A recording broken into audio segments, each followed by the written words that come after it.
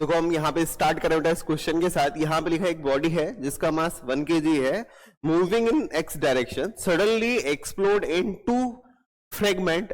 एक का मास जो दिया है वो 1/8 kg दिया है, दूसरे का मास 7/8 kg दिया है, ठीक है, यानी अनइक्वल फॉर्मेट में ब्रेक हुआ है, कोई दिक्कत नहीं है।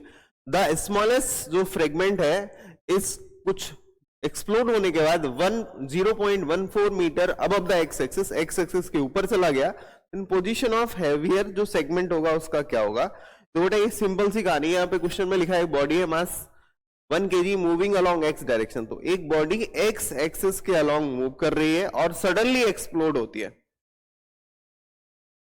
तो अगर ये एक्सप्लोड हो रही है कोई बात नहीं, और ये यहां की तरफ मूव कर रही है, हमें उसकी कंडीशन ही दी कि क्या है कहानी, तो कोई बात नहीं, हमने मान लिया कि मूव कर रही है। अब आप आगे वाली स्टेज पे आ जाओ। इसने बोला ये सडनली एक्सप्लोड करती है 2 पीस पे, ठीक है, तो हम इसके 2 पीस कर लेते हैं। एक पीस ये मान लिया और रेस्ट ऑफ सेकेंड पीस ये मान लिया, तो 7/8 टाइप्स ऑफ मास जो होगा वो इधर हो जाएगा और m/8 टाइम्स का जो मास है वो इधर हो गया। तो यहां पे इसने बोला है कि 1/8 kg जो है वो क्या होता है, जो स्मॉलर सेगमेंट है ये हैवियर पोर्शन जो है कहां जाएगा आपको निकालना है, जबकि लाइटर पोर्शन एक्स एक्सिस, अगर मैं लेता हूं मान लो ये वाली लाइन हमारे पास एक्स एक्सिस है, तो इससे ऊपर की तरफ जा रहा है, यहां की तरफ। तो जो नीचे वाला सेगमेंट होगा, मतलब जो हैवियर पोर्शन होगा वो कहां जाएगा, तो हमको पता है इस पूरी की पूरी प्रोसेस में कि अगर एक्सप्लोजन हो रहा है और ड्यूरिंग दिस प्रोसेस हमें कोई भी एक्सटर्नल फोर्स नहीं दिख रहा है, तो y वाले डायरेक्शन में इनिशियली कोई वेलोसिटी भी नहीं थी, तो ऐसी कंडीशन है there is no external force acting on a system in y direction, ठीक है, हम ग्रेविटी को निग्लेक्ट कर रहे हैं, इन y डायरेक्शन, और उस परिस्थिति में हमारे पास इनिशियली y डायरेक्शन में कोई वेलोसिटी नहीं थी, तो हम मानेंगे कि y डायरेक्शन में सेंटर ऑफ मास कैसा रहेगा, इसका कंजर्व रहेगा। अगर y डायरेक्शन में सेंटर ऑफ कंजर्व रहेगा यानी ये कुछ ऊपर जाएगा y1 डिस्टेंस, तो दूसरे वाले को नीचे आना पड़ेगा कुछ डिस्टेंस y2, तो हम यहाँ पे conservation of centre of mass use करेंगे अलोंग y डायरेक्शन। क्लियर है कि नहीं? तो हमें एक्चुअली YCM को 0 रखना है, यही हमारे पास बेसिक कहानी होगी, तो हम इसको सीधे सीधे इस्तेमाल करते हैं। तो हम कॉन्सेप्ट यूज करेंगे YCM this is equal to 0। फॉर्मूला आपको पता ही है, m1y1 plus m2y2 divided by m1 plus m2। इसका हमें प्रॉपर इस्तेमाल करना है। क्लियर है कि नहीं बेटा? तो चलो इसको सॉल्व करके देखते हैं क्या कहानी बन सकती है। तो हमने सिंपल सा फॉर्मूला यूज कर लेना है, m1 यानी हमारे पास मास होगा m/8, m2 जो मास होगा दिस इज 7m/8, और हम यहां पे इसका इस्तेमाल कर रहे होंगे। तो हमें ये पता है, इसके बिहाफ पे हमने लिख लिया m1 इक्वल टू m/8 और m2 जो हम मान रहे हैं दिस इज 7m/8। y1 की जो पोजीशन में चेंज आया है this is equal to 0.14 centimetre है, मीटर देख लेते हैं, metre above the y axis है, हमारे x एक्सिस है तो हमने यहां पे लिख दिया मीटर, और y2 क्या है हमको पता नहीं, हमको कैलकुलेट करना है, जबकि हमको पता है YCM जो है वो हमारे पास आना चाहिए कितना, 0।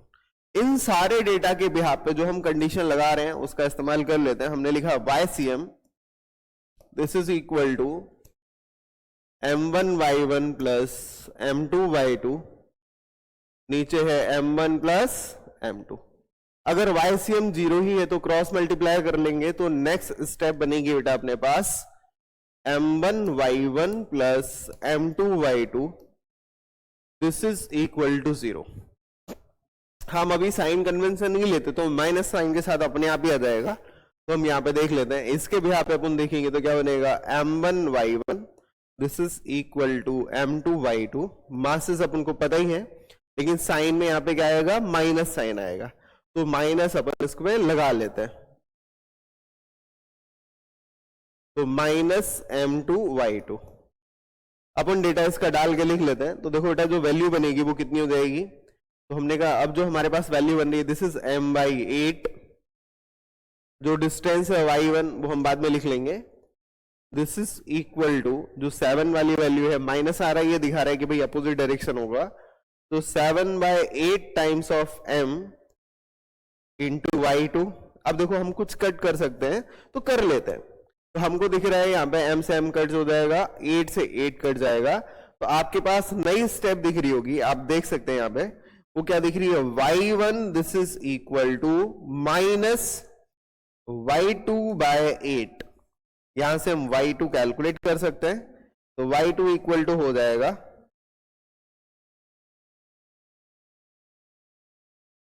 y2 कितना दिया हमें कैलकुलेट करना है, मास कितना दिया था m2 7/8 था, हाँ ये 7 आएगा, मैंने थोड़ा लिखा नहीं है शायद, 8 से 8 कैंसिल हो गया, डेटा थोड़ा गड़बड़ किया है, देख लेते हैं उसको।